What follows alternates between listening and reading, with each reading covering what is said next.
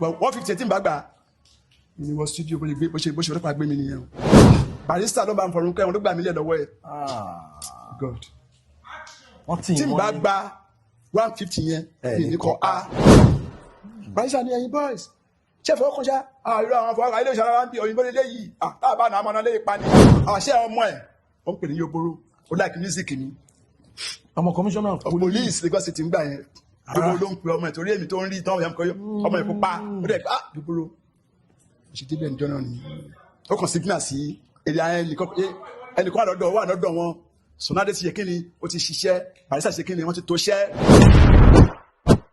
building. Oh my God, I am so happy. I am highly honored to have the one and only, one of the veterans in the Fuji music industry, the legendary Sandoka Yoboro Yobonsi. Ẹ káàbọ̀ sir.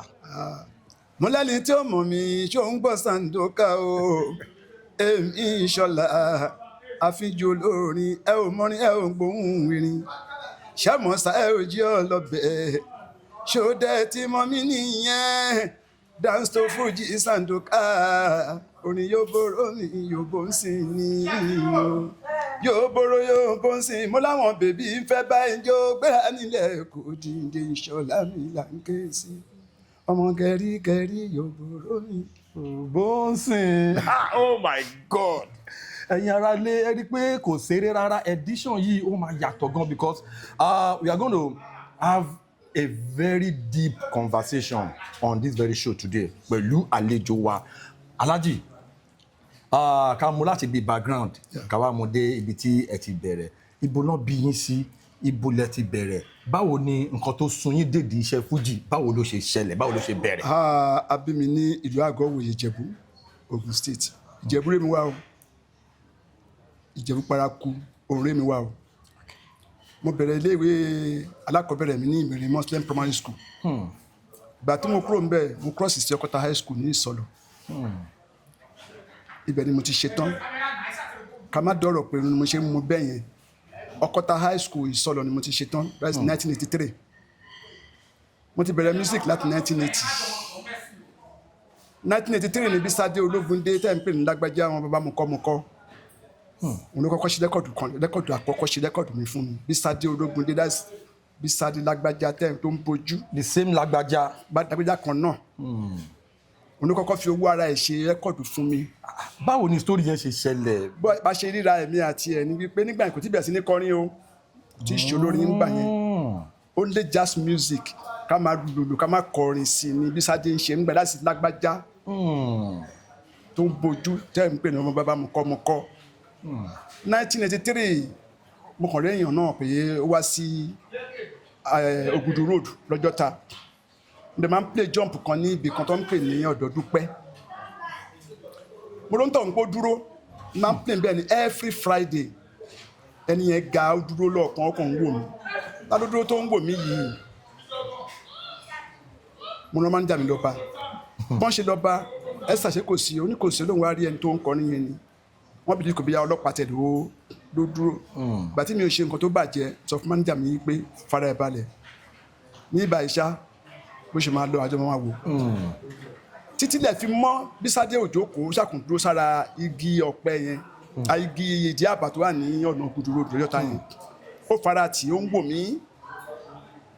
wò mí lórí stage èmi náà ń wò lórí stage máa ń stop eré ní aago 5 ní àárọ̀ torí títí ẹ̀ torí mi ò mọ èmi ẹni tó dúró yìí mo stop eré láago 4 wá pè kó máa bọ̀ no kí n má wọlé olóhùn á bá mi n ṣe kí n má bá ó ní kí n dúró kó máa bá mi ìgbà yẹn ń lo B2 ìgbà yẹn ayé B2 ayé ìjàpá ló ń ayé ìjàpá blue colour ló ń gbà yẹn n bá súnmọ́ ó ní no kí n má wọlé kí n lọ jókòó bí mo fẹ́ ká jókòó sí n kò máa bọ̀ báyìí olóhùn ti lọ sí Watchtower ẹ̀rọ yẹ kẹ́ ń gbá Watchtower dáadáa ló ní pan òun ti lọ sórí cement nígbà yẹn òun ṣàrà àwọn olórin yẹn ò impress òun wá béèrè pé young boy wo ló ń lè rí tó ń kọ Fuji máa ń kó máa ń play ní Ògùdù road lọ́jọ́ táwọn pè ní Sandoka ibẹ̀ máa ń kún báyìí ẹjú ibẹ̀ yẹn fóun tó máa dé nítòótọ́ òun ti rérò lórí mi ọmọ kékeré yìí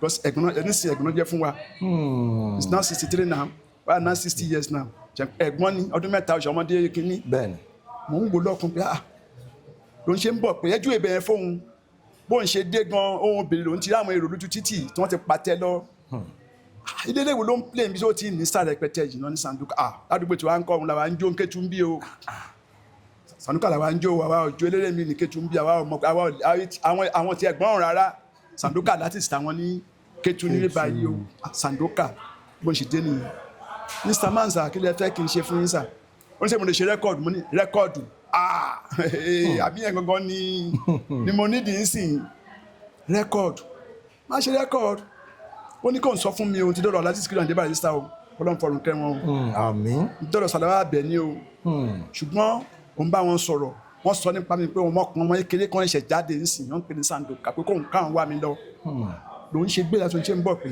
Sandoka yẹn sẹ́ni tó bá wà sẹ́ o máa débẹ̀ sẹ́ wọ́n ṣe mọ̀ wọ́n ní mi ò mọ̀ yín lórúkọ yín lóun Bísádé Ológúndé iṣẹ́ òun lẹ́yìn ṣe òun ló máa ń promote eléré ó dákọ̀ King Wale Man fún mi àwọn ẹyẹ King àwọn hip hop ayé àtijọ́ yẹn bóun ti ṣe rẹ́kọ̀dù fún mi ní fújì làwọn ń kọ ṣẹ́yìn gbọ́ràn ń sí àlóòn létí kò sí wàhálà à ń ṣe rẹ́kọ̀dù fún yín tí sì fóònù gbogbo ìgbà yẹn ló ní báwo la ṣe máa rí ó ní kí n má wọrí ó ní tí òkè bá Muhammad àlọ́ bá òkè níbo nílé tèmi mo nílé mi wà ní Òṣogùn lálápẹ̀rẹ̀ olóhùn fẹ́ mọ bẹ̀ kó máa gbé mi dé ilé mi n kò sí wàhálà ilé fẹ́ ṣe fún mi sà olóhùn fẹ́ ṣe rẹ́kọ̀dù fún mi rẹ́kọ̀dù fún mi kẹ̀ ó rẹ́kọ̀dù máa wọ̀n olóhùn lòun ní Danvic Music Sade Ológúndé yẹn olóhùn lòun ní Danvic rẹ́kọ̀dù ńgbà yẹn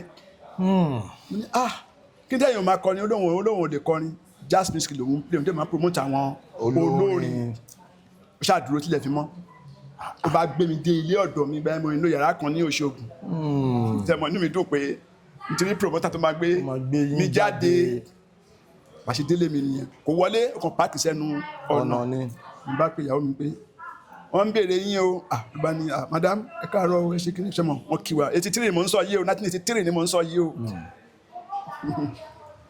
ló bá ní bá pe ìyàwó mi bá ní pé dáàdì chairman ṣé kò sì gba ẹkẹdẹ rẹ àyè máa ń káwọn bọ́ìsì jọ onífújì máa kó bọ́ìsì jọ sílé tílé àwọn máa ṣe yàrá yóò yàrá kò sí pé nísìnyí pé à ń wà ní fúláàtì kan ṣe wọn pé àwọn bọ́ìsì wa ń bá wa bá lọ́fíìsì kò sáyè yẹn ń gbà yẹn wọ́n máa kàn sùn lẹ̀lẹ́lẹ̀ àní pàṣẹjì everywhere kálukú máa sùn lọ tó bá níyàwó máa gbé yàwó ẹsẹ̀ ń bẹ̀ ẹ̀ máa ṣe máa ń ṣe ń gbà yẹn nìyẹn nígbà tí ìfẹ́ wà fújì ò tí ì dì báyìí ń gbà yẹn ṣẹ́ mọ̀ mo ṣe bọ́ ṣe rí pé ó dé làbọ́sì ń bá yà bọ́ta chairman ta lélẹ́yìí kí ni wọ́n ẹ farabalẹ̀ aláyíbalẹ̀ ń wò yìí fẹ́ ṣe rẹ́kọ̀dù fún wa wọ́n ṣe pariwo nìyẹn rẹ́kọ̀dù kẹ̀ àgbọ̀jù Barrister lọ Wasiu Ayinde lọ kọ̀dí tí àyàn táwọn gbọ́ nìyẹn kò tí ì sáwọn ṣe mọ̀ mi tí ì lọ gbogbo bẹ̀rẹ̀ mi kàn fi ń sọ̀rọ̀ ni. ó ti yé mi. èmi ni the youngest talent Fuji artist mo kéré jù ńgbà yẹn. gbà yẹn. that's I was mama ni I was let's say 15-16 years of age. ẹ̀yàn gígan gbà yẹn. àwọn kéde gan ṣé mọ̀ òde ìgbàtílẹ̀ ń lọ kò tí ì sí 50 naira ń gbà yẹn 20 naira sì ni oṣù jẹ́ olórí owó níyì owó wa ń gbà yẹn 1980 tẹ̀mọ̀ ó kàn ká mẹ́wàá lé mi lọ́wọ́ ni mẹ́wàá fún ìyàwó àwọn bọ́ọ̀sì mi méjì bó ṣe fún lọ nìyẹn aláì ti gbédè o ó wá fún mi ní àdírẹ́sì ẹ̀ kò tí ì sí fóònù bá àmọ́ ṣe dọ́dọ̀ yín lọ́la ó ní má ti dé ẹ̀yìn rédíò Lagos ń gbà yẹn ṣùgbọ́n à ń sàlẹ̀ kò tí ì sí níbi tó wà ń sìn yẹn ìbára wọn ti ní ládàbà tún yẹn lóṣù àlọ́wọ́ ọ̀tún lóṣù à ń gbà yẹn ṣe mọ̀ tílẹ̀ fi mọ́ mọ̀ ń ka aago méjìlá aago kan aago méjì mẹ́ta kílẹ̀ ṣáà ti mọ́ ṣe mọ̀ dúró láti débẹ̀ ẹ ti ń dùn pé rẹ́kọ̀dù mo fẹ́ ṣe jáde 4 ojú mi ló ṣe lù 5 ojú mi ló ṣe lù tí wọ́n ti 6 báyìí mo ti ní kíákíá kò tí ì sí ṣe mọ̀ pé ń sìn àti ní báfúrúmù separately ìkúlé láti ń wẹ̀ àgbé garawa ẹ̀ lọ sẹ́yìn kùlé tó bá báyọ̀ nínú báfúrúmù máa dúró dé ní kó fi bọ́ta ó ti wẹ̀ látago 5 yẹn àti lè máa mọ́ ti fi èso ọ̀nà rẹ̀ gùn lẹ́lẹ́lẹ́lẹ́ bàtí ó dẹ̀ ní kinní kan lọ́wọ́ this lágbájá ó wà time conscious tó bá fún yín ní 10 o'clock láàárọ̀ tó kẹ́ dí ọ̀dọ̀ wọn tó bá débẹ̀ ní 5 minutes after 10 náà time ti lọ ìsádé ò ní dáyìn lóhùn mọ́ ìgbà tó ní ìgbà tí mo kọ́ lára ẹ̀ nìyẹn mo tó máa di aago 8 dot ṣe ni mo di ẹnu ọ̀nà ẹ̀ báyìí tó ń ṣílẹ̀ tó ń ṣí gẹ̀ẹ́tì ẹ̀ fún mi lọ́rẹ̀gún lẹ́yìn rédíò Lagos ló ń gbé ńgbà yẹn bá ṣe bẹ̀rẹ̀ kí nìyẹn nìyẹn wẹ́rẹ́ ṣe mo bá ṣe rẹ́kọ̀dù nìyẹn àpé rẹ́kọ̀dù táìtù rẹ́kọ̀dù yẹn ní ẹ jẹ́ kó yẹ mí Ẹ Jẹ́ Kó Yẹ Mí. Yes. First album bẹ́ẹ̀ni yín 1983 1983. produced by Bisade Ológúndé kò tí jẹ́ Lágbájá ń gbà yẹn.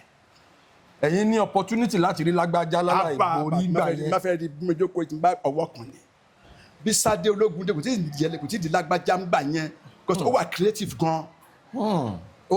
Hotel lára orin wọn. lórí orin mi ó wà creative gan. Kí la lè ṣe táwọn olórin tí ì ṣe rí àwọn bàbá Barrister kọjá ẹranko ní tí àyìnlá Wasiu Ayinde kí náà tí ì ṣe rí kí la lè ṣe you are younger artist now bá ṣe pòṣẹ́ yẹn pọ̀ nìyẹn ṣé mo ń gbà yẹn ó máa ń lọ ó ń travel ó ń lọ ó ń dé ó kàn ní yóò mẹ́ kí nìkan wọ́n máa ń lọ lábúrọ̀dù kan ká fi sínú music wa ń bì. Sínú Fuji. bẹ́ẹ̀ ni yóò mẹ́ ń kẹ́ ẹ̀gbọ́n mi máa gbé aládé nìyẹn. Ojú ni yóò mẹ́. kí ni wo ni yóò mẹ́ ẹ̀gbọ́n kò tó ń fẹ́ nìyẹn àkọ́tẹ́ fẹ́ nìyẹn àti ṣe yóò mẹ́ ń gbà yẹn o ó kàn fi ṣe slang ní o bẹ́ẹ̀ ni ẹ jẹ́ kó yẹ mí la ṣì ń gbà yẹn o Yeah. bẹ́ẹ̀ mo ti kọ ìgbà ẹ̀ lọ́bọ̀ kọ̀ọ̀kan òrèkóòrè that is first album mi nìyẹn. First album yín. section record yẹn bẹ́ẹ̀ la ṣe ń ṣe oníke record gangan.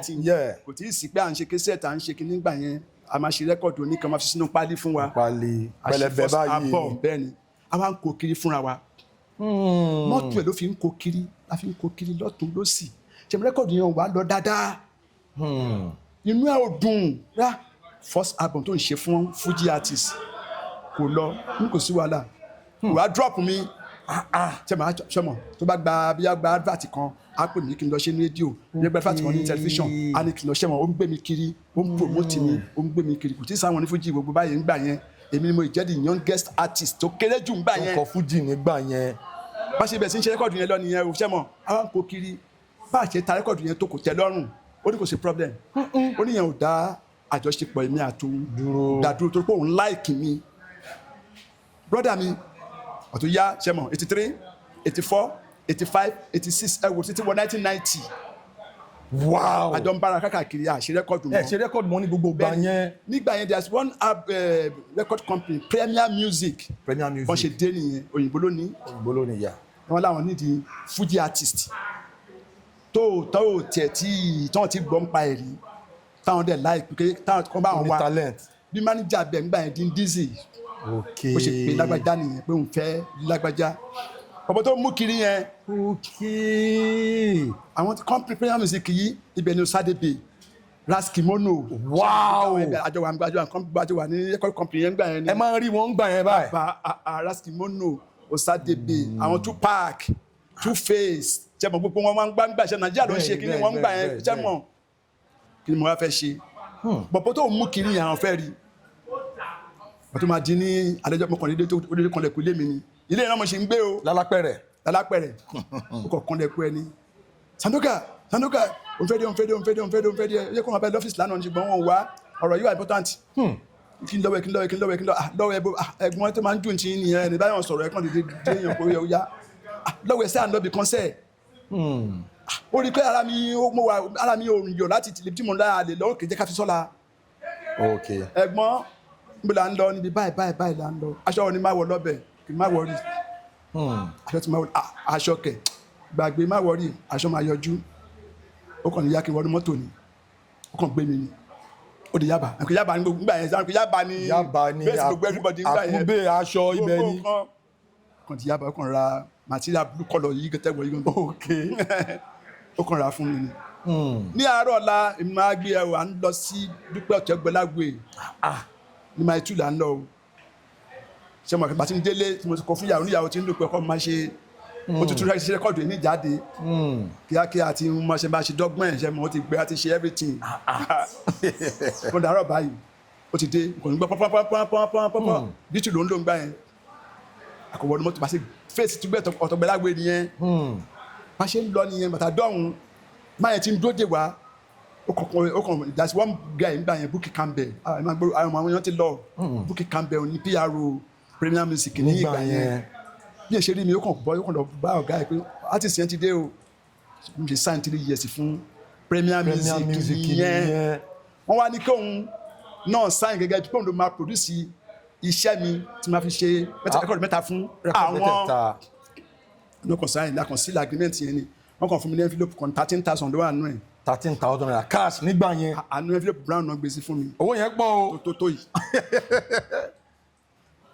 ṣé mo ń wojú ẹ̀ pé ẹ̀gbọ́n àwọn jẹ́ kó yé mi pé ìwọ ló ní owó tó ní kinní kan lọ́wọ́ Bísádé lágbájá mo kọ́ lára ẹ̀ gan kò sí nǹkan tó lè para tiẹ̀ pọ̀ ayọ̀ tiẹ̀ fún ẹ àgbà ti tiẹ̀ ni kò ní jẹ tiẹ̀ mọ́ ti tiẹ̀ iṣẹ́ àwọn producer ṣe àwọn producer sì ń ṣe ọmọ Ọlọ́run kó bá kó ṣọ́ wa kálukú ti ń lé owó anyhow àṣìṣe tán ní ó kàn sọ kíní kan fún mi pé Sandoka rẹ́kọ̀dù mẹ́ta ló máa ṣe fáwọn ipò yìí o rẹ́kọ̀dù mẹ́ta náà pé o kì í ṣe ẹyọ kan o tí mẹ́ta yẹn ò bá pé mi ní dá sí o kò sọ́wọ́ wọn ń bẹ̀ o mo ní àkómọ́ àbọ̀rẹ̀ yà á pé ó yá o wọ́n pè pé òun ló máa produce rẹ́kọ̀dù yẹn náà wá ṣe gbéra nìyẹn ó kàn sign fún wa as a producer of the my album for that 3 album kò sign fún wọn ni wọ́n ní kò sí problem èyí lówó tiẹ̀ nípa ìfowó tòun lẹ̀ kọ́ máa fọ́ọ̀mù ní royalty lórí kẹsẹ̀tì kan fẹ́ no problem brother mi bá ṣe bẹ̀rẹ̀ rẹ́kọ̀dù yìí nìyẹn tí n bá lọ sí ìgbà yẹn Ivory Music wà EMI ṣì wà ní àwọn ilé Ivory ìgbà yẹn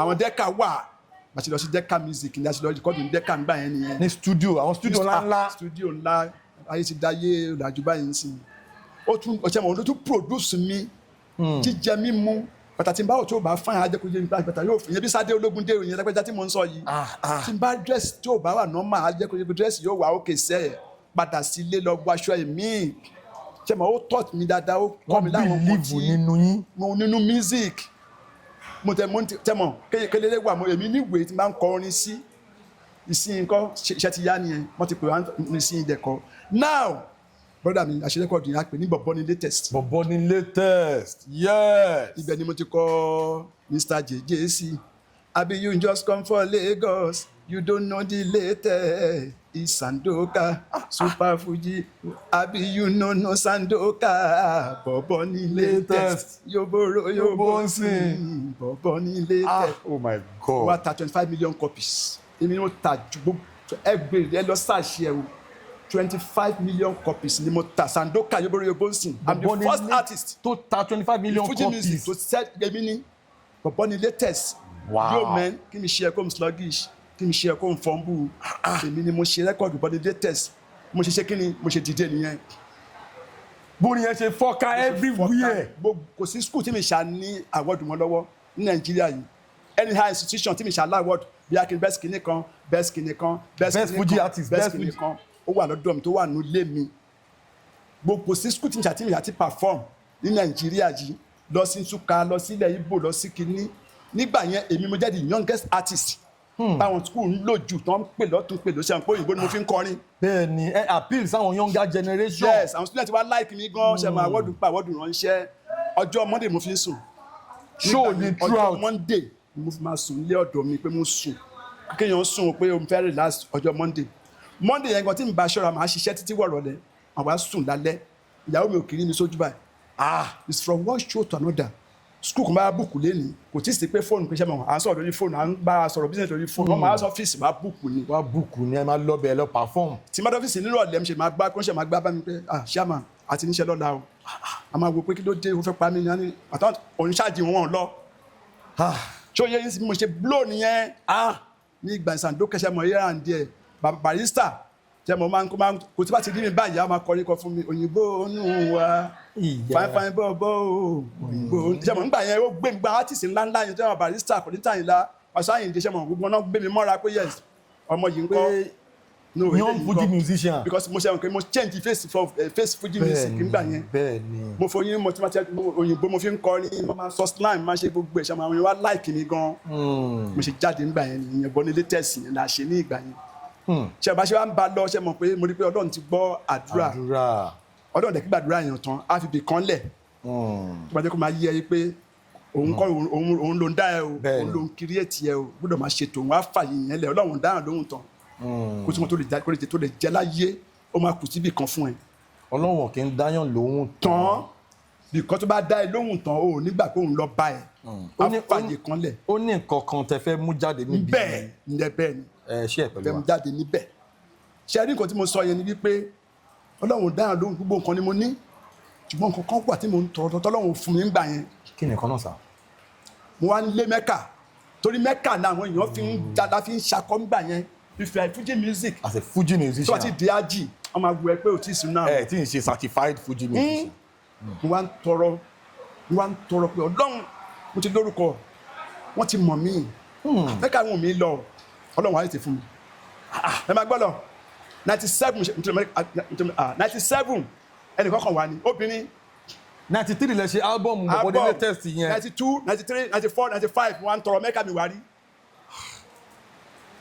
lady kan máa kọ́kọ́ gbé mi láti ó kàn wá láti Kaduna wọ́n pè ní Motest promotion mo kàn dé ọ́fíìsì ìjọ náà ni wọ́n ṣẹ́ mi pè mí pé kálífóònù ti wà ọ̀tọ̀ ó máa láti ilé Ketu bus stop ó máa gbọ́kadà wá sí mọ́tò wá sí Òṣogùn wọ́n ń bèrè mi lọ́fíìsì ò bá jẹ́ mẹ́rin náà bèrè mi lọ́fíìsì ẹ̀mẹ́rin ló máa padà wá sí kò tí ì sí fóònù chairman máa bọ̀ ṣẹ́mọ̀ wọ́n ń bèrè mi lọ́fíìsì ó kàn wá bá mi ni pé chairman you have 50 store ní ọ́fíìsì mo ní ọ́fíìsì àtúnyìn yẹn wọ́n ní the man said that is a Motest promotion wọ́n wà láà ní kójó kó mọ̀ ń bọ̀ ní ìwájọ́ yẹn máa yà lọ tó tẹ Sandoka ló ń họ́ sí ẹmọ kò sí mo rò pé ṣe lè fẹ́ pa mí ni ṣe kó lọ fi sìn sìn lẹ́ǹkan tó wá ń bèrè mi kan dúró ni wàá dá lóhùn wà lọ sùn tó tẹ ládùúgbò bẹ́ẹ̀ tó pọ́n fẹ́ rí yín bẹ́ẹ̀ ni kó lọ kò já lọ láti Kaduna bàbá yìí òun dẹ̀ gbúdọ̀ rí kó n tó lọ àti ìmọ̀ cross office yẹn sọ fún mi pé sir my oga no come today be that o so òun ti máa díà ọ̀gá òun ti sísì tìlù tó ti wáyìí ó dọ̀la nìyẹn but by 9-10 kó máa bọ̀. ìyẹn ló pè ní star power. bẹ́ẹ̀ ni ó tún kó lọ́fíìsì ládẹ́ yẹn ó bá mi pé ọ̀gá ló dey go house o that man don go dodge for one hotel o I no know why he go lodge but by tomorrow say he go come o ṣé o yé yín mo ní kò sí wàhálà àti máa da ṣé mo ti wà lọ́kàn mi pé mo ti disappoint yẹn èèyàn kan wàá gbéra ń jọ yẹn bí tí mo ló ń gbà yẹn náà. ẹ̀yin náà ti wá ra B2 tí tó clean 37 ni mo ra brand new one 3,700 brand new car this is around me Volkswagen bẹ́ẹ̀ ni brand new one tí ṣe pé bí àti nylon bàtí máa ó ti máa di tó 7 láàárọ̀ mi ti jí mo ti ń wo pé máa yí mi kó bá mi lọ́fíìsì tó máa di 8 báyìí mo kàn lọ́fíìsì ni bá àwọn tó páàkì sí ẹnu ọ̀nà aláàjì ṣe kò sí ṣe kò sí mi sí lọ mẹ́ka ń gbà ṣe pé gbogbo báyìí muslim aláàjì adó lónìí aláàjì olọ́mẹ́ka o aláàjì mo ní bọ̀dá ẹ má bínú àṣìṣe mọ́jú ni báyìí kò sí problem nǹkan báyìí máa lòun bá wà mọ́ náà kí lè fẹ́ kí n ṣe fún yín sà ó náà fẹ́ rí ní Kaduna ní gbogbo àwọn Kaduna Kano wọ́n ń pariwo Sandoka wọn kàn ń pariwo ẹ̀ ní ìsàlẹ̀ torí àdó wa ń báyìí ìsàlẹ̀ náà ń kọ̀dọ̀ wá ní báyìí. òkè ní nọ́ọ̀tì. òkè wọn ní ìsàlẹ̀ pé kí lè ká ṣe sà ó lóun fẹ́ lò mí fún gbogbo northern side. tọ́ àmúlọ̀ mo lọ gbogbo ẹ̀ mo lọ mo dé northern side bàbá ẹ̀ lè máa fún mi instrument nǹkan oníṣẹ́ lòun fi rent kankan fún ara òun. ok ó ti rí sí ìgbà yẹn èlò lẹ́fẹ́ fún mi ó ní mo ní àìgbọ́n ẹ fún mi 47,000 owó ni ọdún mo ń dárúkọ yìí. owó yẹn bí bàtà yẹn sọ 450 million naira ni nísìn. tilẹ̀ máa kún 47 ló ti pọ̀ ju nígbà 30 ní ọwọ́ òun ní ó ṣe 35 àwọn boys ni ló máa travel ló máa gbé wọn lọ o ló máa lọ́ọ̀jù wá sótẹ́ẹ̀lì o owó tèmi fẹ́ gbà fún performance ni ṣáàjọ sọ sí 37,000. wow. lẹ́sẹ̀kẹsẹ̀ ó lọ sí bank kò tí ì sí transfer ó lọ withdraw 30,000 naira ó gbede. owó yẹn á gbọ́ bọ́. àwọn aráàlú mi ń jó ní bàbá. yálẹ̀ máa lè súnmọ́ jù. bóyá gbede nìyẹn o bàbá yìí mi ní. business o olómùra mi wá ní. olómùra mi ní ẹgbẹ́ báńkì oní báńkì kan bá ń jan báńkì pé àbábá yìí lè lọ ṣe ń yí máa di ẹgbẹ́ wọn lọ sí nọ́ọ̀tì mọ́. mo ní kò sí wàhálà ṣàkówó yẹn sílẹ̀ fún mi èlò mi kù 7,000 tí n bá ti dé Kaduna báyìí má kọ́kọ́ gba 7,000 balance yẹn. ó ní kí n má wọrí olóhùn á fún mi lẹ́sẹ̀kẹsẹ̀ gba ẹ̀kọ́ tí ì ṣe mọ́ ayé ti dá ayé ti yí padà. ó ti lọ gbé bọ́ọ̀sì àti jọ mú date ó ti padà sí Kaduna tẹmọ àti fúnra ní 2 weeks time ó ti ṣe promo lẹ̀ lọ́hùn-ún wọ́n ti ṣe promo ti lọ Sandoka is coming to town. dáa ṣàwọn ìlú ti ariwo ti ń lọ Sandoka kẹ ní Kaduna iṣẹ́ lẹ́sẹ̀kẹsẹ̀ àti arrange ó ti fi káàkan gbé mi ó ti fáwọn boys mi sínú bus gbé wọn lọ sí bàtí màá ní ṣe ni mo dé sí lílí fresh hotel ní Kaduna ni mo dé sí. big hotel ni mo dé mo bá yàrá ìbò mbẹ tẹmọ kẹmọ kẹjọ máa parọ́ ló máa ní yàrá ìbò mo bá nínú hotel nígbà òun wà nísàlẹ̀ yàrá ìbò tẹmọ pé tó máa parọ́ máa ní ẹrù wà ní kí mo bá lọ́tẹ̀lì yẹn jọ yẹn mo ṣe dé sí hòtẹ́ẹ̀lì yẹn nìyẹn àdẹ̀ní ṣò lọ́la mo kàn rẹ́ńtọ̀ pé Sandoka yẹn yàrá ìbò àmàmá ẹwà ń bí ìyá mi bá kí wọn àwọn tó gbọ́ pé òun bọ̀ ní ibi tẹ̀mọ̀ ìyá wa fi mí lọ́rùn lẹ̀ ìyá ń tọ́jú mi pé ọmọ kékeré ní Sandoka tó wá ṣe wàhálà ìlú yìí pọ̀ gan-an tẹ̀mọ̀ ìyá ń tọ́jú mi kí ni máa jẹ kí ni máa ṣe mi wá fíì pé fíì mọ́ pé mi ò léèyàn ní Kaduna brọ́dà mi máa jẹ́ ntọ́ yín obìnrin ti dé obìnrin ṣẹlẹ́dẹ̀ tó lẹ́nu ọ̀nà mi. Star power. ṣẹlẹ́dẹ̀ tó lẹ́nu mi àìlè làwọn máa ṣe ní ibà mi náà lé ọlẹ́rìí jẹ́ kí mo lọlé àìlè làwọn máa ṣe. ẹ jẹ́ ká kọjú mọ́ business tá a bá wá bí. brọ́dà ọjọ́ yẹn akọ́kọ́ play ní hòtẹ́ẹ̀lì kan náà ń pè ní ìmọ̀lùkọ́ tẹ́yìn ní Kaduna èrò ti pọ̀ jù èrò tó wà bí àwọn 1 million. as in a ní heavy Yorùbá community níbẹ̀.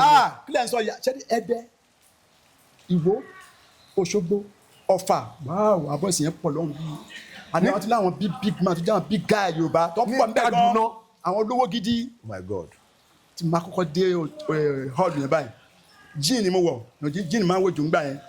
wo ẹ máa wọ jeans jean máa ń wọ trainer ṣẹ́ mọ̀ fàyà mọ́ mi lọ́rùn Sandoka làwọn iṣẹ́ wọn pé ẹni tó pupa ara mi ti lérun ẹ̀jẹ̀ kí ìfẹ́ má pa mí Sandoka kẹsà fọwọ́ kàn mí.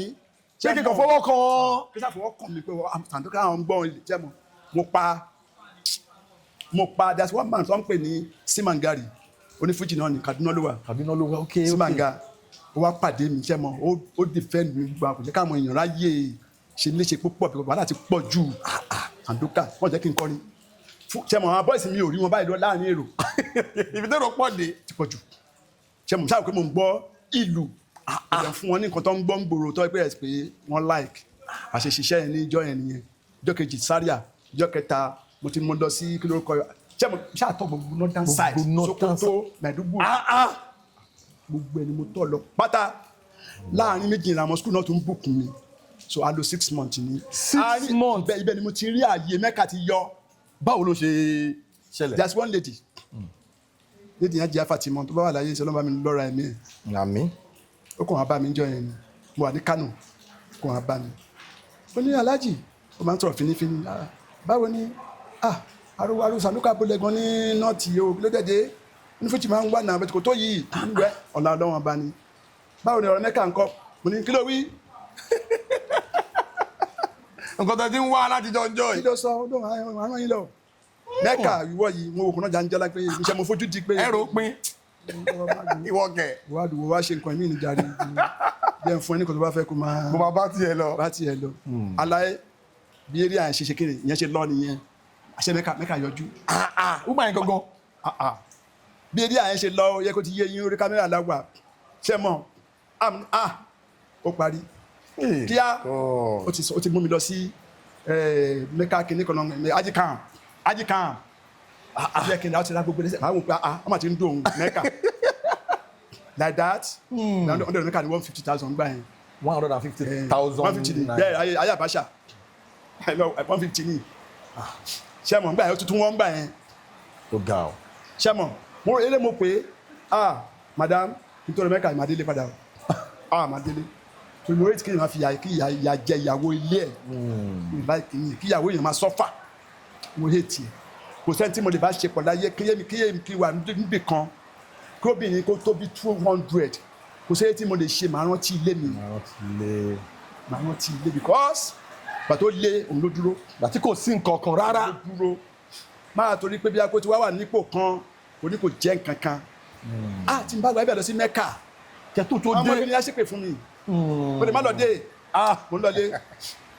tó ní Alhaji kò nídìí tẹ bá dẹ̀ dé madam tí wàá dowó ẹ mú máa délé o mo lọ́mọ nílé. àyọ̀ wọn gbà tá ìjókòó ló gbé gàrí fún mi kó gbé ẹ̀pà fún mi jẹ́ kí n lọ dágbére pé mo ń lọ bẹ̀tí ṣe fóònù gbà yẹn bá kọ́kọ́ àbúrò mi kan tájọ́ lọ sí travel bá fún yẹn láṣọ bá fún lówó lọ sí lẹ́sìn máa bá ẹ títí ọ̀sẹ̀ tó ń bọ̀ máa dé pé kọ́ máa ṣe sàárà Mẹ́kà o mo kó fún yẹn mo fún lówó mo raṣọ fún yàrá mo raṣọ fún àwọn ọmọ mi. kó lọ máa pèpè lẹ́ẹ̀lé fóònù kò tí ì sí àtẹmọ̀ máa lọ sí ilé sọ fún wọn nílé kan lára níjà fa everything sílẹ̀ o ìyẹn kan délé mo fún yẹn 7,000 owó ńlá 7K ni mo kó fún tẹmọ̀ ó délé wọ́n ti arrange ọjọ́ ají tí ma fi Mẹ́kà fún mi pé ma ṣàdúrà Mẹ́kà ìjọ tí mo lọ lé gẹ́ẹ̀ tún tẹ̀lé mi. láti Kaduna. tó wà láyé àmà gbọ́ ó ṣàmà rí. ó tẹ̀lé wọn sẹ́kọ̀ọ́. ó tẹ̀lé mo dúró sóòtẹ́ẹ̀lì kan lóṣogùn nísàlẹ̀ ní Òṣogùn ni mo lọ lọ́ọ̀jì sí pé bá wà lọ 4 days àjọ máa kúrò àjọ máa padà sí Kaduna ni mo ló yá torí mi ní sẹ́wọ̀n mo tó fojú ń ṣọ́run náà kó bá tún jápa mọ́ mi lọ́wọ́ mo tó fojú ń ṣọ́ pé tí bá ti rí náà tí bá tún lọ jápa mọ́ mi lọ́wọ́ àyè mẹ́ka yẹn ò ní ṣe kí ni kò ní bọ́ sí wọn. àdúrà sèkó àdó 5 days àṣe sàrà mẹ́ka ó sì mí dé airport lọ Saudi o. Kaduna lẹ ti fò àbí. Èkó ni mo ti fò. Èkó lẹ ti fò. tó bàbá ẹ lówó simanga tí ẹ mọ àwọn tí kò bá mi Jigaba Motors. Dádì ẹ lówó lọ́wọ́ gan dádì máa ń ta àwọn mọ́tò Ìgbò yẹn. Bàbá yẹn ń ta bàbá ẹ lówó lọ́wọ́ gan. So bí mo ṣe wá dé ájì ṣẹ́ mọ̀ bàbá ẹ tún wá léèyàn kan ní tí mò ń wá mo ṣe kíni mo ti rí. Ìjọ tí mò ń bọ̀ láti ájì gẹ́ ìwà dúró sí airport dè mí bàbá ẹ lówó lọ́wọ́ gan. Ṣé wọ́n gbé mi kó tó bá fẹ́ ṣe fún yẹ kí n jẹ́ ká mọ́ lọ́wọ́ pé kò fẹ́ kí n wá sílé mọ́. Ó kúkú fẹ́ gbà yín pátápátá. Kaduna lọ́hùn mo jẹ́ kó yẹ pé onífújì lè mí o kò lè ṣẹlẹ̀ kò lè work. kò lè work ìyẹn ló ṣẹ́ mọ̀ àti mo rí pé mo ti tán ní Kaduna báyìí mo ti gbà àti ní fóònù onítẹ́bù wọn ti ń pè pé à ń bọ̀ wọ́n ṣe o láti Kétu bus stop títí dé ilé mi ní Òṣogbo èrò tó tẹ̀lé mi kì í ṣe èrò 500 láti Mẹ́kà. Àbọ̀dé Mẹ́kà. Bọ̀dá mi ní parọ́ fún mi dùn gan-an inú mi dùn ṣẹ́ mọ̀ ìyẹn ni mo sọ pé Ọlọ́run á ṣe nǹkan kan á fàyè lẹ̀ kó lè mọ̀ pé òun kọ́ òun lòun dá ẹ̀ ìyẹn ìrìn àjò Mẹ́kà bó ṣe wọlé nìyẹn ẹ̀yà ní pípí sóhun kó lè wà ń sí mo dúpẹ́ lọ́wọ́ Ọlọ́run mo dúpẹ́ lọ́wọ́ ẹ̀ because pé kí ni ó ṣe atọ́nà àwọn kankan tó jẹ́ ìbànújẹ́ ọkàn ó ṣe fún mi ìyẹn lọ bẹ́ẹ̀ ni so Bísádé òfin mi lẹ̀ o ní lágbájá ó mọ́nítọ̀ mi. Ẹ ti parí díìlì yín pẹ̀lú àwọn pẹ́ẹ́nà. Ó mọ́nítọ̀ mi ìgbà tí mo dé ó ń bá mi ó ń ṣe ṣẹ́mọ̀ òun ló fa èmi àti bàbá King Sunny Adé. Àwọn tí mi lè gbàgbé nínú music industry. Kí ló experience kí ni working experience pẹ̀lú King Sunny Adé? Bitter experience níbẹ̀ ni. Bitter experience ni yes. Ẹ ṣàlàyé fún wa. Ìgbà tí mo dé láti Mẹ́kà ṣe mọ̀ pé Ọlọ́run máa ń gbàdúrà kan fún ẹ̀dá pé tẹ́lẹ̀ bá jí láàárọ̀ kó máa gbàdúrà lójoojúmọ́ ayé pé kí Ọlọ́run máa jẹ́ kó ń bá àwọn olórí burúkú wọ mọ́tò pọ̀. Olórí àdúrà ni ẹ lè ká kún pé kò jẹ́ nǹkan kan Ọlọ́run máa jẹ́ ká bá olórí burúkú wọ mọ́tò pọ̀. Kí ni nǹkan tó bí ọ̀rọ̀ tẹ́ sọ yìí? Ìgbà tí mo dé láti ájì ṣe mọ̀ nǹkan ọ̀rọ̀ dédé nǹkan ìgbé nǹkan drop dé tí nǹkan drop mo tọrọ nǹkan fún ìlọsíwájú ni mo wá dé nǹkan wá ń drop iṣẹ́ mi wá ṣe kí ni kò lọ dédé mọ́ àti láàrin oṣù mi ò gbaṣẹ́ mọ́ àgbàtọ́ ẹ̀mẹ́jọ wá ń gbà méjì wá ń gbà ẹ̀kan. dídí oṣù kan. yes kò wá owó yẹn wá flow bó ṣe ń nǹkan kan ti ń ṣẹlẹ̀ mọ́ mi ṣe méjì King Sunny Adé kọ́dọ̀ tó bá mi lọ́ra ẹ̀ ní o. Àmín. lẹ́yìn Ọlọ́run Bísádé Sunny Adé lókun. King Sunny Adé lẹ́yìn Ọlọ́run Bísádé Lógúndé King lókun. ṣẹ́mọ̀ mo lọ bá wọn ní Fọláwíyọ house ní lóko ní Yaba wọn lọ́fíìsì kan sókè níbẹ̀ Fọláwíyọ house ẹ bì lọ́wọ́ anybody. the 5th story náà lọ́fíìsì wọn wà ní London. wọ́n wà lókè. yes mo lọ bá bàbá ìgbà yẹn àwọn artiste tá à ń gbọ́ wọn ti ń jáde díẹ̀ ṣùgbọ́n ṣẹ́mọ̀ kò challenge mi because iṣẹ́ tí mo gbà ní. bẹ́ẹ̀ni. iṣẹ́ tẹ́ ń ṣe pọ̀. but you believe that èmi believe pé nǹkan ni mo ń kọrin láyé mo ṣe wà ní. ọ̀rọ̀ mo yé yín chef mo believe pé nínú ní fújì èmi nìkan ni mo ń kọrin láyé mi mọ̀ pé èèyàn kan kọrin. ẹ believe pé èmi nìkan ni mo ń kọrin lágbàáyé mi mọ̀ pé èèyàn kan kọrin. ẹ bá pariwo èèyàn bí ẹ bá pariwo ìdákúlẹ́gbẹ́ mi ìgbọ́ nǹkan tí ń dùn èmi nìkan ni mo ń kọ fújì. mi mọ̀ pé èèyàn kan kọrin bẹ́ẹ̀ àwọn ọ̀gá tábà tán dálẹ̀ mi mọ̀ pé èèyàn kọrin mo believe pé èmi nìkan ni mo ń kọrin láyé mi ní èmi mọ̀ etí ń dùn mí lọ́rọ̀ pé èèyàn kan kọrin èmi nìkan ni mo ń kọrin tó wù ní ẹ̀fẹ̀ náírà ń sọ I don't care tó mo believe lórí iṣẹ́ ọwọ́ mi sọ̀rọ̀ mi yé bàbá yìí mo lọ bá jọ́nà lọ́wọ́ bàbá bẹ́ẹ̀ ṣe rẹ́kọ̀dù tí mo ń ṣe Bísádé kẹ̀dẹ̀ kò fi mí ó ti ń play music. ok lágbájá ti di lágbájá Bísádé ti di lágbájá gbà yẹn. kò má lè work máa ma try kó náà lórúkọ kọ́mọ̀ òun èmi dẹ̀ ti lórúkọ. àwọn ti help àwọn èèyàn káwọn náà. that's all báyìí ti gbé mi débi kan. káwọn náà establish career àwọn. lẹ́yìn tó ra mi gbé náà. bẹ́ẹ̀ni. tí n bá pè é a ṣe dáadáa fún mi ṣé mo pé mo ti náà sì fọgbọ́n gbé pé ẹni tó ti ṣe báyìí náà ti máa bá ti tẹ̀ náà yí mísíkì òyìn sí àti lọ náà ń wá one way up to that fún ara mi bí bàbá Sanadé nìyẹn bí bàbá ṣe rí mi tí mo gòkè báyà bá ní Sandoka kí ló dé ojú ẹ máa kọrẹ bọ ní bàbá ẹ wo wà rẹpẹtẹ o ló ṣẹlẹ̀ sọ fún mi bàbá mi fẹ́ ṣe rẹ́kọ̀dù tí mo ṣe ti pẹ́ ó ti lọ sọdún méjì ọdún mẹ́ta náà gbọ́ mi ò gbọ́ kó ṣe rẹ́kọ̀dù kí ló dé bàbá mi fẹ́ ṣe rẹ́kọ̀dù ló fẹ́ ṣe lókùn má wọrí àwọn fẹ́ ṣí ibì kan ní 32 ìrántí tó rà Ìkẹjà lókè níyẹn 32 kìíní kan ní Ìkẹjà street tí wọ́n kọ́ music wọ́n ṣe studio yẹn sí ngbà yẹn wọ́n pe rẹ́kọ̀dù yẹn ní company yẹn ní Distinct Associate àbádọ́ ní o. ok Distinct Associate studio ní 32 Olówú street Ìkẹjà ń bíbá. ṣé mo ń dọ́wọ́ máa parọ́ mo ṣe há àwọn kìíní yẹn sórí bàbá ní when I was 50 years wọ́n fẹ́ ṣe 50 years ngbà yẹn bá. ok so wọ́n fẹ́ ṣe 50 years ngbà yẹn má wọrí rẹ́kọ̀dù ibẹ̀ yẹn wọ́n máa ṣe rẹ́kọ̀dù máa ṣe rẹ́kọ̀dù wọ́n máa kọ́kọ́ bá mi ṣe rẹ́kọ̀dù ní studio yẹn níbi kan dùn ni.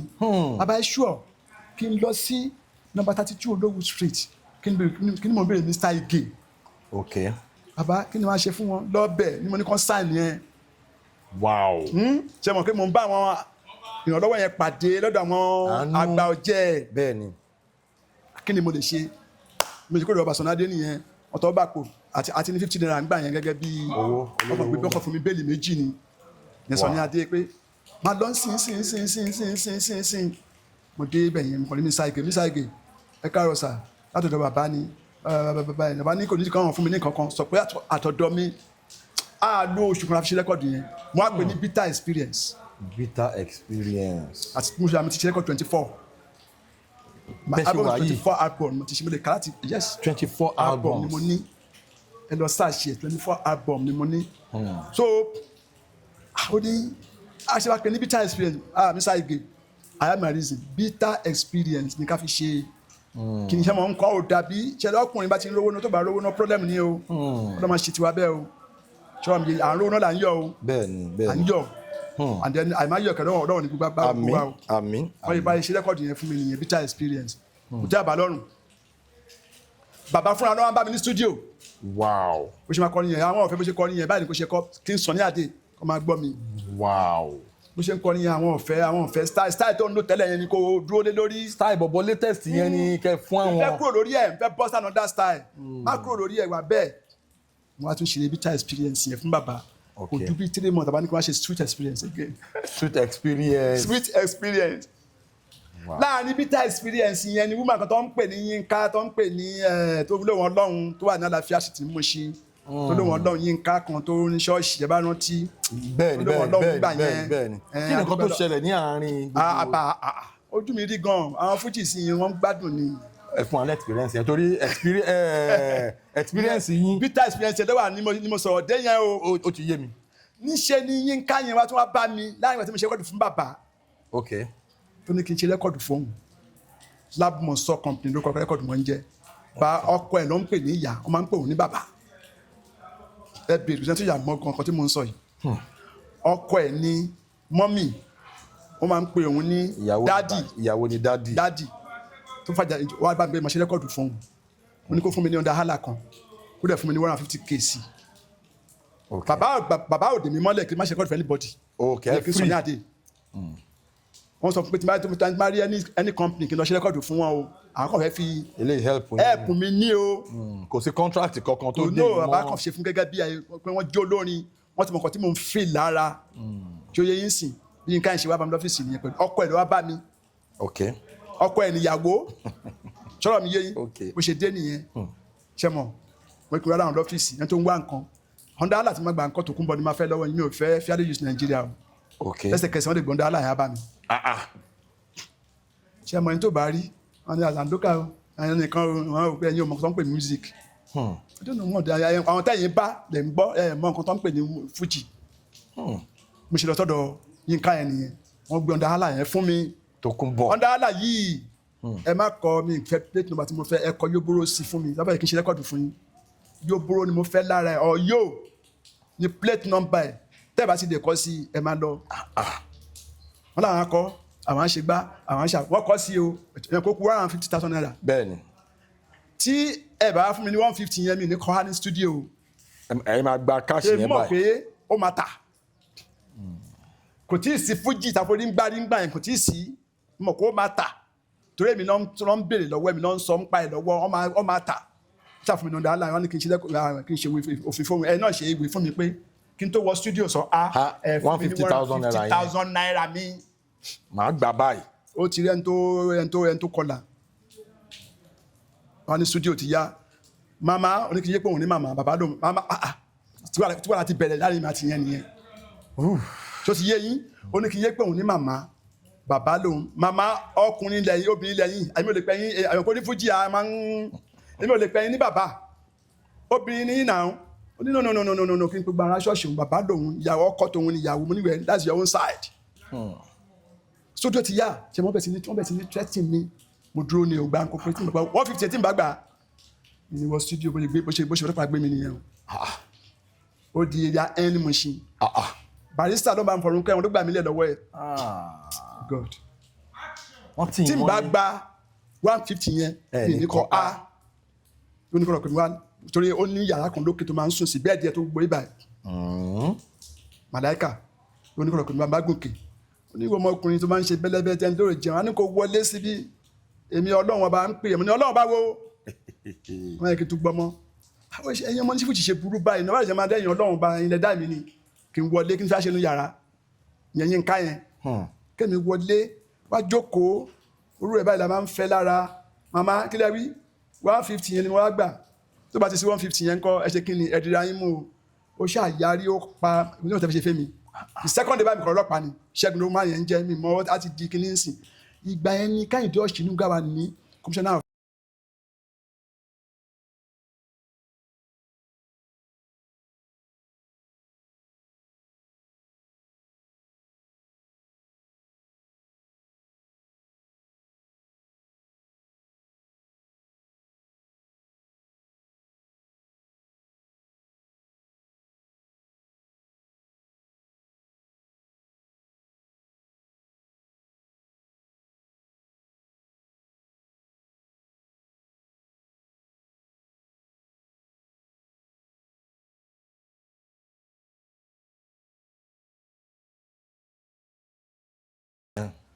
àti ọlọ́run bá mi fọ̀rọ̀ pé aláàjì ìbá tó máa dé báyìí wá mi nínú guard room tí mo jókòó sí ẹgbẹ́ kan aláàjì ní ìṣẹ́gun ọmọ kékeré tó ń ṣèbèrè fújì yìí tí léde kan ti mọ̀ rí báyìí báyìí àwọn ní àwọn ọlọ́run wọ́n wà burú gan o ẹ̀wọ̀n ọmọ kékeré iṣá tí gbọ́ sí ìdúnnú pé ọmọ kékeré tó fáìn báyìí wọ́n lọ tiẹ̀ mọ́ inú lórun yìí ẹ̀yin boys ṣẹ́fọ̀ ọkọ̀ ṣe àwọn ní àìrọ̀ ilé ìṣàrà wa ń bì.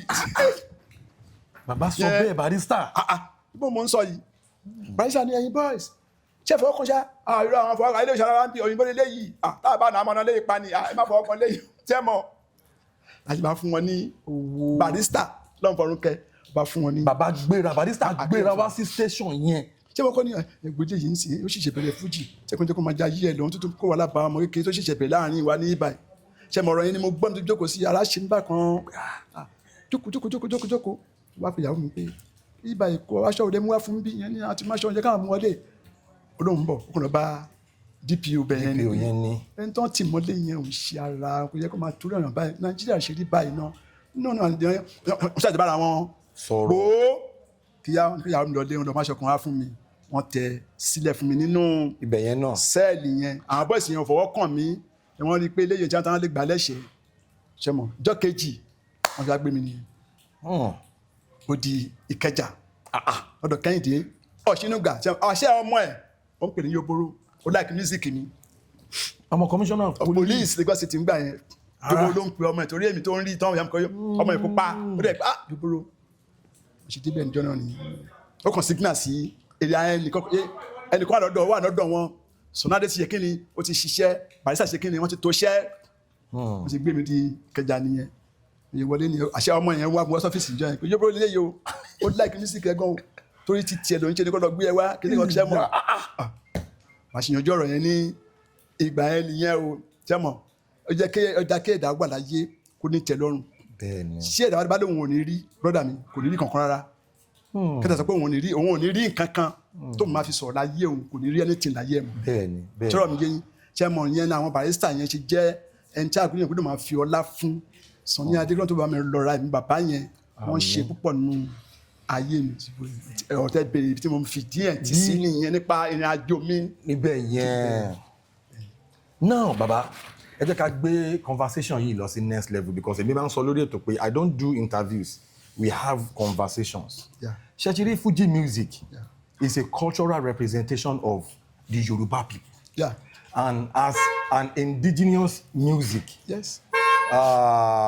Is an Fuji music personally to me, to people like us, is an indigenous music with international touch. Yeah.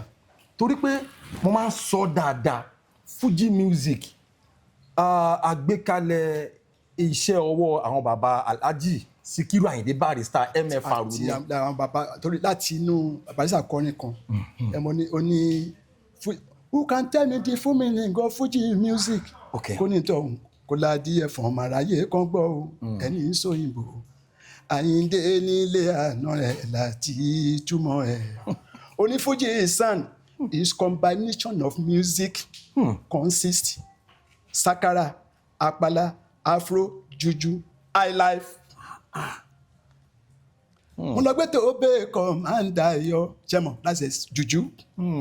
Ó ní Fuji music is combination of music. Music. Not olóhùn yọ ní àpàlà, òun yọ ní juju, òun yọ ní sakara, òun yọ ní àwúrẹ́bẹ, òun yọ ní wákà, òun yọ ní jẹ́mọ̀ wá papọ̀. Wá fìlẹ̀. No, so who can tell me the full meaning of Fuji sound? Only Fuji sound is combination of Apala, Afro, highlife, Juju, possibly highlife. Ó yọ ní kọ̀ọ̀kan akọ̀yí, ó wá papọ̀, ó wá modernize. That what they call Fuji music. Nínú ibi tẹ́ gbé lọ yẹn náà ni bàbá Barrister ti sọ wípé ìwọ tó bá láìkì jùjú. Yeah. Wà láìkì Fuji. But lè jó Fuji kó má jó jùjú. Ìwọ tó bá láìkì àpàlà. Kí wọ́n bọ́ọ̀sì bẹ́ẹ̀ ni fún wọn kan Okay, sir. Èmi là àpàlà, òun kọ àpàlà ni o.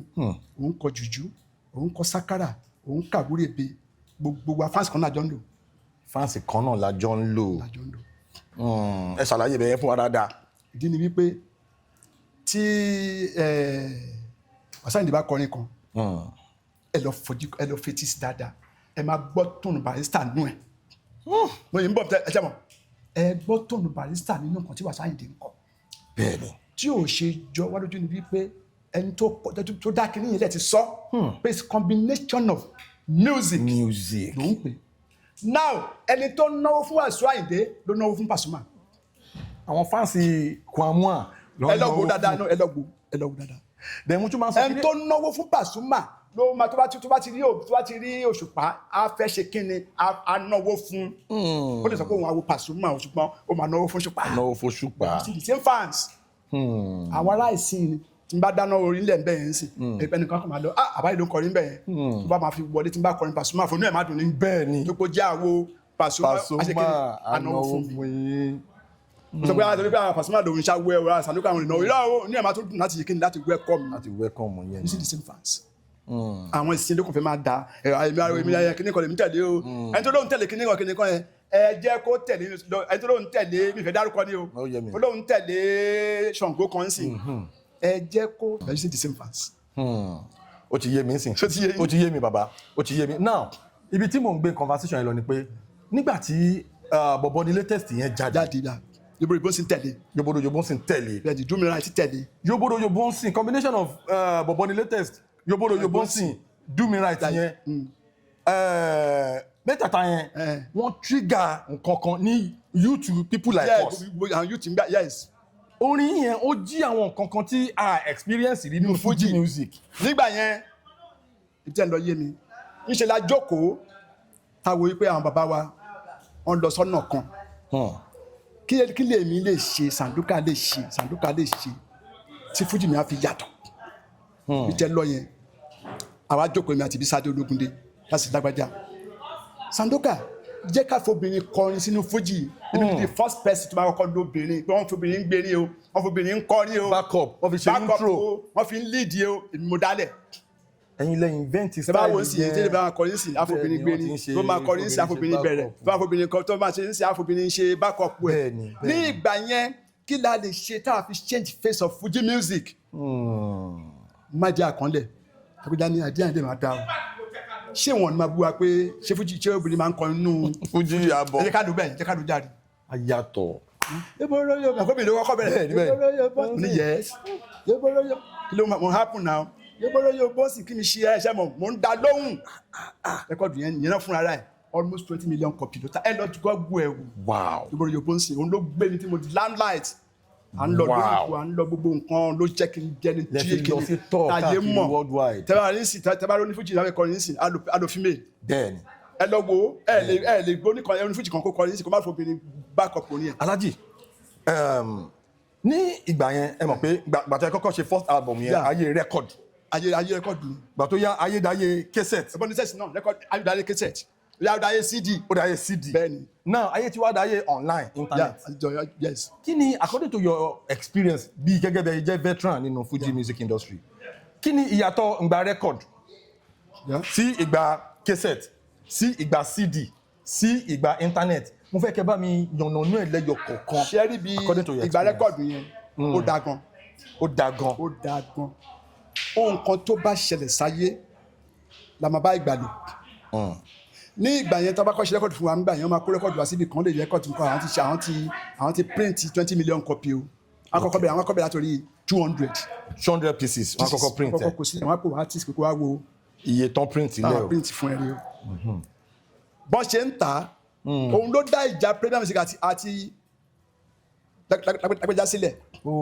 Okay. Because nígbà yẹn wọ́n náà máa fún ní 7 naira lórí CD royalty lórí CD kan lórí rẹ́kọ̀dù kọ̀ọ̀kan. Bẹ́ẹ̀ni kọ̀ọ̀kan. Ṣáà mi yé yín. Pàtàkì ṣe kí nìyẹn tó wá jẹ́ kó yé wọn yín pé Sandoka nǹkan ilẹ̀ máa fún mi ní 10 naira lórí. Yàtọ̀ sówó tán fi sign yín. Bẹ́ẹ̀ni màá mo ṣe ń gbà nìyẹn. Wọ́n tó wá di wípé wọ́n fẹ́ sanwó fún owó ẹ̀ jẹ́ 16 naira. Ok àgbájọ owó yẹn. Bẹ́ẹ̀ni tí ẹ̀ jẹ́ 16 naira. Ok. Tó máa fún. Wọ́n á lé mi ń kọ́ wọ́n dàmú ra mọ́tò fún mi wọ́n ra Fiat treatment fún mi káàdì wọ́n rà fún mi nígbà yẹn wọ́n á change ibi tí mo ń gbé sí room para self contain wọ́n furnish ẹ̀ fún mi. Ní ìgbà yẹn a ti mọ iye tán print jáde. Ok ẹ ti mọ iye tán print tó ti níye. Ṣé kò ti níye. ẹ ti ní calculation. Tó bá tán tí wọ́n fẹ́ print mi fún ẹ máa pè é wá ní ẹjọ́ máa sign mi. Ẹ máa rí wọ́n tún ṣe kí ni wàá mú slip yẹn lọ sí wọ́n ti máa print record ẹ. Àwọn òkú artist ló ní iṣẹ́ yìí o wọ́n tó lè print ẹ̀. Ẹ ò lè lọ lẹ́yìn mi pé ẹ fẹ́ print Sandoka without seeing Sandoka signature ní ìgbà yẹn. Wọ́n lè lọ sí factory kan fẹ́ print láláìsí signature. Kọ́pì máa pè mí ní tibẹ̀ yẹn ti tán o a fẹ́ lọ print èmi o. Òótọ́ wà ń gbà yẹn. Bẹ́ẹ̀ ni kì í ṣe sí ok yẹn so ìkejì CD náà bó ṣe ń ṣe ń gbà yẹn náà nìyẹn. Bẹ́ẹ̀ bí lọ online yìí sì ẹni mélòó fẹ́ sọ fún pé Sandoka 24,000 ẹ ṣe ẹnu ẹ̀ dá mi lóhùn. So kí n má lọ jìnnà ṣe pé ó ti yé mi ó ti yé mi so bó ṣe rí nìyẹn. Now ní táìmù yẹn gẹ́gẹ́ bẹ́ẹ̀ yẹ sọ́nsìn tí wọ́n bá ṣe rẹ́kọ̀dù gbà yẹn òkìkí tó bá tàbí ìyẹn mánéjà olóyin ilẹ̀ gbà yẹn pé ẹ̀rọ bá ṣe rẹ́kọ̀dù mi o olórí mi ni o tó lọ ń print rẹ́kọ̀dù ẹ̀ lẹ́yìn because ó ti sáyìn sílẹ̀ fún wọ́n ti rí pé òun tó ti yẹ yìí so àbáyẹn lórí mi ni o mọ́tà yẹn ó lé ní o ó kọ̀ fún mi ìyẹn lẹ́ fi máa ń gbàrú yẹn ń gbà yẹn láàárín olórin àti àtàwọn rẹ́kọ̀dù label promoter. So yóò yàtọ̀ síra ẹ wò ń sìn nínú dé mi àti àwọn tó play record nílé ní sìn má fẹ́ mọ̀ wọ́n ń sìn máa lọ sórí kínní máa lọ ṣẹ́ẹ̀kì wọn wò bọ̀bọ̀ kan ti ń gbowó lórí sàn yóò bẹ̀rẹ̀ bó ń sàn àti 2011. ẹ dẹ̀ mọ́ pa ẹ̀. Dèní àti wá àti gbogbo láti ṣiṣẹ́ fún kó tó di pé wọ́n ẹ̀ṣẹ̀ wá ṣe tèmi jáde last year 2011 ó ti ń gbàgbó lórí yóbóróyóbó ń sìn àti bọ̀bọ̀ ní latest.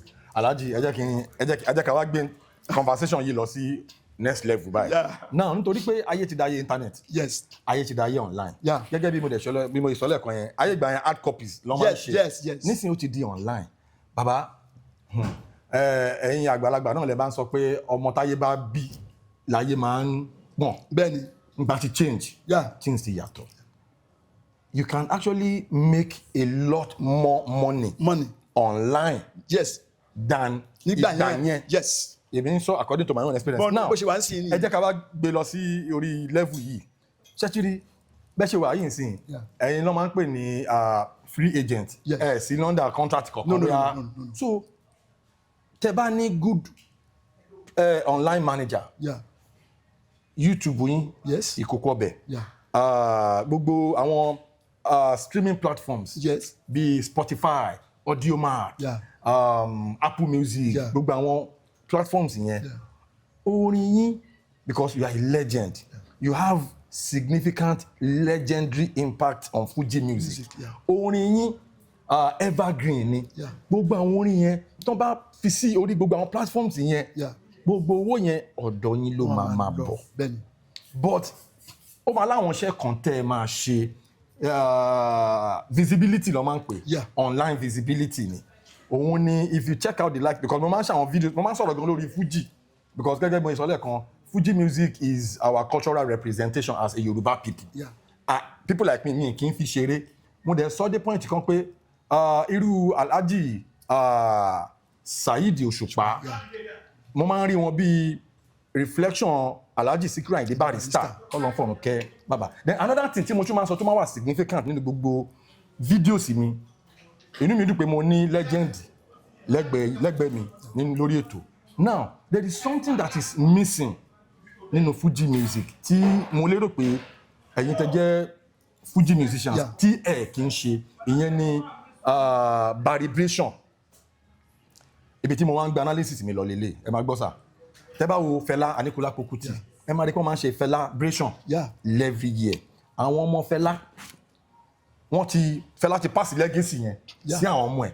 Àwọn Ṣeun Kútì, àwọn Fẹ́mi Aníkúlápó Kútì, gbogbo wọn máa ń ṣe Felabration. Gbogbo àwọn artist máa wá, àwọn ní Fuji náà máa ń lọ bẹ̀. Irú Felabration yẹn ó yẹ kó máa ní irú presence yín náà ní irú Felabration yẹn as a legend in the Fuji music industry. Now Felabration yẹn wọ́n máa ń celebrate láti máa fi rántí gbogbo iṣẹ́ ọwọ́ Fẹlá Aníkúlápó Kútì. Now tí ẹ bá ń ṣe, èmi feel pé àwa tá jẹ́ Fuji lovers, a feel pé kò ní enough, kò ní weight tó bó ṣe yẹ, torí Barrister ò kì í ṣe èèyàn tó kàn máa lọ fíàn. Legacy Barrister, òun ni people like you náà tẹ́ ẹ̀ enjoy, sí gbogbo àwọn ní Fuji enjoy. Ó yẹ ká máa rí Barritation as a musical celebration festival every year. À ń ṣe every year. Tó dẹ̀ máa ní weight. À ń ṣe every year. Nísìnyí ti this year nsìn, ó máa jáde, ó máa wá February. February ló máa ṣe. A máa ń ṣe 2 years. Bẹ́ẹ̀ la máa ń ṣe. But December yìí nsìn, ṣé mọ̀, Barrister fans club, Barritation, ó pọ̀ gan. À ń ṣe dáadáa. Every 2 years la máa ń ṣe. Mi wá sọ ní yíyá yìí bí a ṣe tẹ̀ máa change ẹ̀ sí every year o. À ń ṣe. There's one place tó ń pè ní wà ní Ìbàdàn láti máa ń ṣe kí lórúkọ ẹ̀ lọ́nà máa tó lórúkọ ẹ̀ máa sọ lórúkọ ẹ̀ fún. A máa ń ṣe every year. Even we have group for that vibration festival. Vibration. À ń ṣe dáadáa, à ń ṣe. Okay, àwa tá bá advocate fún kọ́ọ̀sì legacy bàbá Barrister yẹn, ẹ jẹ́ kí a ní online participation nípa irú nǹkan bẹ́ẹ̀ yẹn. That means I would like to input you. So màá lè mọ̀ máa jẹ́ kí à ń ṣe gan. A máa rún parun sẹ̀ sí. I will call you for the platform apáta la máa lò. À ń ṣe. Even this December ń sìn ẹ̀rọ bẹ̀tì ní many things ẹ̀ máa rí nípa Barrister, because Barrister is our legend, is our man. Bẹ́ẹ̀ni. Òun ni kókó ọbẹ̀ ọ̀tá gbogbo wa ń jẹ. Bẹ́ẹ̀ni. Ẹnìkan ló lóun kọ Fuji kò ní Barrister tiẹ̀ kó báwo. Ẹ gbàgbé yẹn kò sínú ayé mọ́ni.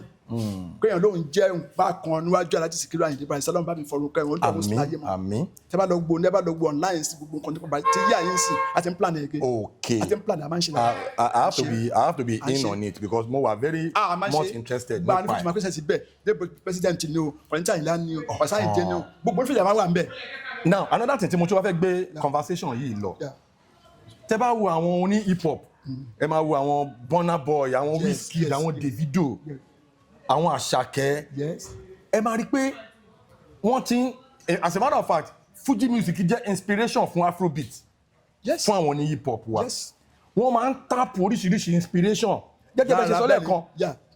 Yóò mẹ́ álbọ̀mù yín yẹn, bọ̀bọ̀ ni latest, àwọn álbọ̀mù yẹn, àwọn álbọ̀mù yín yẹn ni wọ́n ní urban feel, wọ́n ní bíi mo fẹ́ pè ní bíi ká ní ayé ìsìn ni wọ́n máa pè ní hip hop feel, torí pé yóò mẹ́ bọ̀bọ̀ ni latest, àwọn obìnrin sọ̀rọ̀, so gbogbo slang tẹ́ fi sí yẹn bóyá ẹ mọ̀ ẹ jí another generation of Fuji music nígbà yẹn, torí dress code nígbà yẹn ṣe máa wọ jeans ní aṣọ, bẹ́ẹ̀ ṣe pupa, à ń lo jeans, à ń kọ́rọ́kọ́ sára kí à ń ṣe, à ń lo face, èmi mú dá gbogbo nǹkan bẹ́ẹ̀ yẹn sílẹ̀. Gbogbo àwọn kíní ẹ̀ làwọn people like Sunny Tí Adéṣọkẹ́ máa rí pé àwọn náà ń ṣe àwọn bàbá àwọn Alhaji Abbas Akande Obesere, so you actually gave birth to something new ní Fuji music industry ní ìgbà yẹn.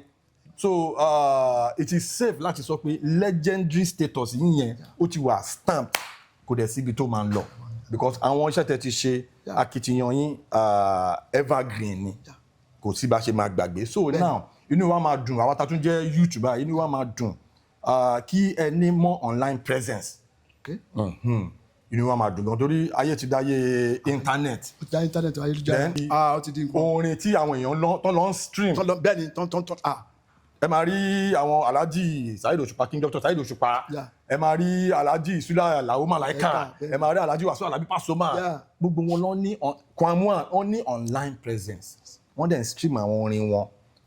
Recently la rí pé wọ́n ṣe celebration Olúfimọ́ as the most streamed Fuji musician lórí Spotify. Very very great, very very big. Then máa tún gbé conversation yìí náà lọ sí point kan láti fi torí I'm an advocate of Fuji music. I'm an ardent lover. So tí n bá rí Fuji musician bíi tiyín báyìí láti bá sọ̀rọ̀ inú mi máa ń dùn pé yes because bí Fuji máa ṣe lọ sókè ní irú wa yìí máa wà after. Now Alhaji Sula Alao Malaika sọ kankan ní show kan wọ́n sọ pé Fuji musicians tí wọ́n bá ti ṣe record tó bá ṣe video pé ká máa jẹ́ pé kí wọ́n máa try láti máa jẹ́ pé video wọn kó wà tech kí video wọn máa da. So kọ́ dẹ̀ máa try láti máa promote àwọn videos wọn bóyá African Magic ní nǹkan kan láyé ìgbà African Magic bó ayé ti dáyé internet ń sìn a need láti máa ṣe tẹ́bá record album irú àwọn orin yín yóò mẹ bọ̀bọ̀ ní latest yẹn yóbóró yóbọ́nsì yẹn àwọn albums yẹn ó yẹ ká ní fíìmù ni a máa ní sequel ẹ̀ wọ́n máa ṣe ẹ̀mọ̀ tán bá ṣe bíi Jennifer wọ́n ṣe Jennifer lórí YouTube fíìmù Jennifer yẹn gbà tó yá wọ́n ṣe Jennifer's Diary gbà tó yá wọ́n ṣe Everybody Loves Jennifer òun ni fíìmù tó tà jù ní gbogbo Africa. So ká ní pé movie ni irú àwọn albums yìí yẹn ó máa ní sequel ó máa ní remix. Kí ni àwọn plans yín lórí àwọn albums yìí torí àwọn albums yìí yẹn evergreen ni kí ni àwọn plans yín láti àwọn nǹkan tí a tún dá àwọn album yẹn padà kẹ́ wá fi àwọn nǹkan tí àwọn nǹkan tí a fẹ́ ṣe náà nísìnyí ni pé orí Yobo ń sìn people are requesting for the remix of Yobo. For the remix. Even the Yobo ni latest. Bẹ́ẹ̀ ni. Request fún gan mo ti sọ wípé after my birthday my 60 years birthday tí mo fẹ́ ṣe nísìn. Okay, that's another. tí n bá ti ṣe 60 years. Ìjọ́ òní birthday yín sà. Ìjọ́ òní birthday yín. Packaged by Princess Adesewa. Okay. So February 5. February 5 next year. December ni mí. Okay. Malaika ṣe mọ̀ gẹ́gẹ́ bí àbúrò. Okay. Àjọ sọ̀rọ̀ àjọ wọlé tó bá dà. Àwọn náà fẹ́. Bẹ́ẹ̀ ni àwọn ni olórin ọjọ́ yẹn. Olórin yẹn fún ọjọ́ yẹn. Ṣé mo tá a bá ń tí ìbá lóun wà lórí òun jẹ́ nǹkan kan tó bá ti bá rẹ́yìn yí pàdé kájọ fún mi ọ̀rọ̀ jomi toro ara. Bẹ́ẹ̀ni. Ọkàn mi ò lè balẹ̀ mi. That guy calling chef.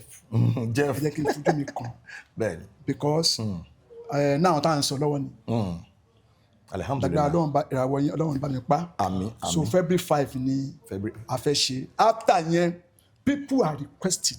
Okay, ẹ jẹ́ ká mú lẹ́sẹsẹ birthday yín yẹn ẹ̀yin aráalé ẹ máa gbọ́ information tá à ń pass yìí o February 5th la máa ṣe 2026 26 Alhaji Sula Alao Malaika will be the musician of the day. Òṣùpá and Pasuma be my special guest artist. Dr. King Saheed Òṣùpá àwọn náà ń bọ̀ bẹ́ẹ̀ni àwọn wo ló tún bọ̀ Alabi Pasuma is there. Alhaji Wasiu Alabi Pasuma náà ń bọ̀ Atawewe is coming there.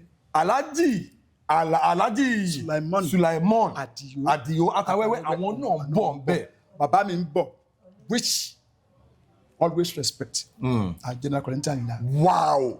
Kébé Kwara gangan general Kollington Ayinla àwọn náà ń bọ̀ bẹ́ẹ̀. Ṣé mo ń pe jẹ̀bú èmi wa? N lè sọ̀rọ̀ kí n má lọ ọdọ̀ ẹ̀gbọ́n mi. Jẹ̀bú gidi èmi wa. Ṣé mo pé tí ẹ bá ní ìwọ jẹ̀bú kó ń kọrin kì í bá dọ̀dọ̀ Wasiu Ayinde ìwé ìṣolórin. Wọ́n mú ìwé kọ̀ọ̀kan ẹ̀sùn rò mú ikọ̀ K1. Ẹ jẹ́ kí n pè é mímọ ṣé mo omi ìmọ̀ òyìnbó tí n fẹ́ fi pé tí n fẹ́ fi qualify brother mi K1 bàbá mi ṣé mo bá ti jùyàn lọ ọdún 3 ọdún 4 ọdún 5 ọdún 6 7 bàbá ló lè jẹ fún ó dẹ́ fẹ́ fún òyìnbó kan tí n fi qualify K1 yẹ kí n pè ní mentor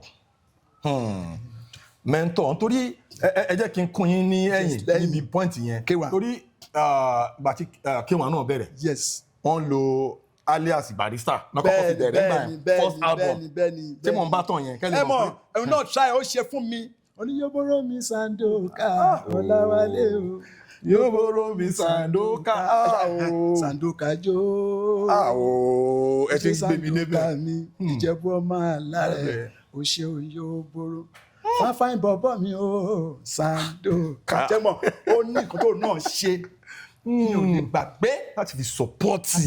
ṣẹ́mọ̀ K1 the ultimate mi ò lè gbàgbé kò dẹ̀ sí ẹ̀dá tó ń da tán láyé chef tó bá léèyàn ń sọ̀rọ̀ mi wọ́n ń sọ̀rọ̀ ẹ má wo bẹ́ẹ̀ o bẹ́ẹ̀ni because ẹni táyé bá ti sọ pé tó ń sọ̀rọ̀ ẹ mọ́ wọ́n ti bẹ́ẹ̀rì ẹ̀ táyé bá ń sọ̀rọ̀ ẹ wọ́n ṣe kí ni wọ́n add more to your prestige oh dẹ̀ táyé lọ́rùn rárá that's why I call Wasiu Ayinde Marshal your mentor K1 the ultimate is my mentor. now K1 náà nígbà tí Barrister dá Fuji lẹ̀ ẹ máa rí pé K1 wọ́n á di àwọn kankan mọ́ Fuji music. Yes. He actually innovated Fuji music. àmì ṣe mo gbọ́ nǹkan tá à ń play sí yẹn ṣé mo àkọ́kọ́ ń wo pé kílẹ̀ kí n lọ kó sínú kinní yìí àwọn ọmọ iṣẹ́ ká sòótọ́ ọ̀rọ̀ àwọn ń sòótọ́ láti fi máa gara no tí ẹ bá ṣe nǹkan ẹ jẹ́ ká ṣe Wasiu Ayinde change face of Fuji music also entirely.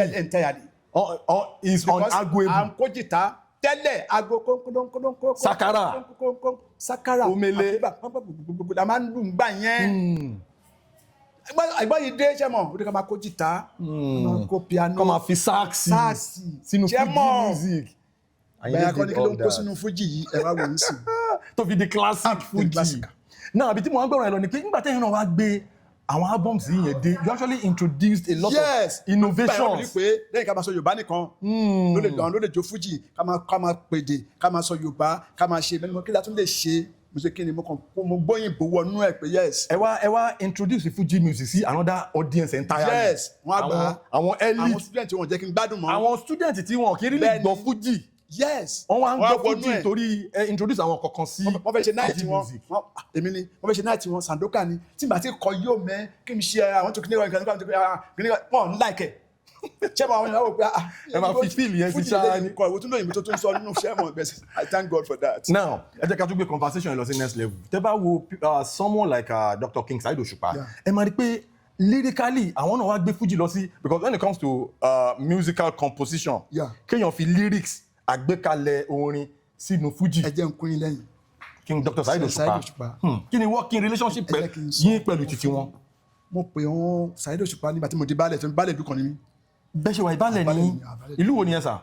Àgọ́wé ní baálẹ̀ Délégun Àgọ́wé Ìjẹ̀bú ṣe wọn pé wàá ṣe ní kò dún yìí sí Alẹ́lẹ́pẹ̀ Adéwowó mo jẹ baálẹ̀ sí ìlú kan ní Àgọ́wé yìí. ẹ máa wá ń lọ síbẹ̀.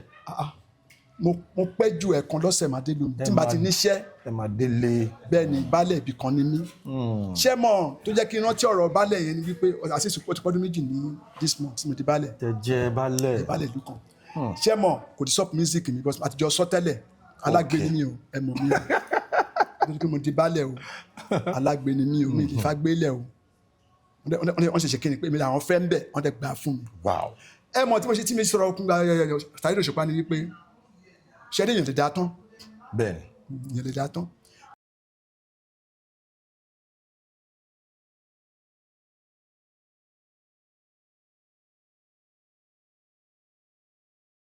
Please subscribe to my YouTube channel and press the notification button.